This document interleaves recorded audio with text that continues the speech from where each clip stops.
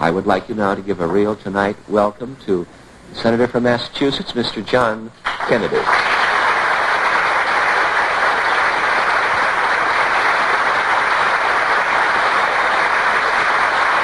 It would be rude of me if I called you John. That'd be fine. Because if you make it, it would be nice for my daughter to know that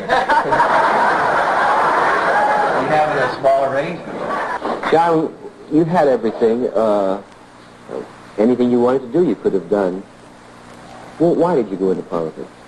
Well, I worked for a newspaper from 1945, and I went to the United Nations Conference at San Francisco and then Potsdam. And it's quite obvious, and has been, I think, and it's going to be true even more, that all the great decisions which are going to be made, which will affect the lives of everyone in this room now, will be made by the United States government and with their allies across the world, and by the communist government. They'll not be made... I don't think this has ever been as true as it is now. It's been true in a measure, really, since the administration of Roosevelt. The government has played a greater role, but it's particularly great since the end of World War II. The United States is really the only guardian at the gate against the communist advance. The responsibility is heavy on us, and I think that as an interested citizen of the United States, I cannot think of a greater privilege than serving in the House or the Senate. Now, as I've said, after a long time, the presidency is the key office. What we've seen happen in the last 6 weeks, I think, indicates that the judgment of the president, his responsibility, his competence, his experience, his vigor, really are going to decide whether we're going to live in peace, whether we're going to live in security, what our relations are going to be with the communists, what our relations are going to be with the people around the world. It's the president, not the House, not the Senate, or even the combination. This is the great office. And therefore, I run for the presidency because for the same reason I ran for the House. Because this is the place where action is going to take place, affecting the lives of our people and every people in the next 4 or 8 years. Senator, have there been any amusing things happen to you since you've been campaigning that you could tell me in 30 seconds? You know you never worked on a show like this. No, I was made an honorary Indian, and I now cheer for our side on TV.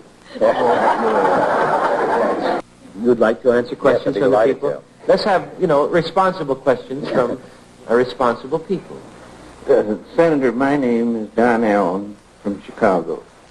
The problem, it seems to me, that we don't overcome is the fact that the communists send fellow travelers into countries like they did into Tokyo, and they appeal to the youth at an immature age. Why don't we send salesmen? The democratic countries send... Yes, I understand the question. The question is, why can't we do what they do in their areas? Let me just say that I would say the majority of the demonstration, while it was acting on orders from Moscow, was obviously handled by native Japanese communists. We really have to depend on the people within those countries themselves. Do they want to be free? Do they value freedom? The United States cannot do any more than, I think we can do several things. We can maintain a strong national defense second to none. Secondly, we can, within our own country, build the kind of society which makes people want to follow our example rather than the example of China and Russia. Thirdly, we can assist these people moving into their own economic development. In the final analysis, they have to believe in freedom themselves. I don't think you can sell freedom in a package. I think you have to believe in it and want to live under that kind of a system.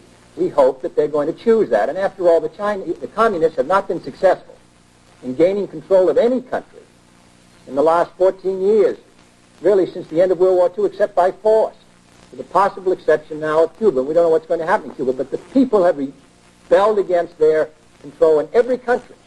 Poland, Hungary, East Germany, where they could, Tibet. I don't think people want to live under a communist system at all. Now, students are in a revolutionary frame of mind against the existing power, but in the long run, the best asset we have is the desire of people to be free.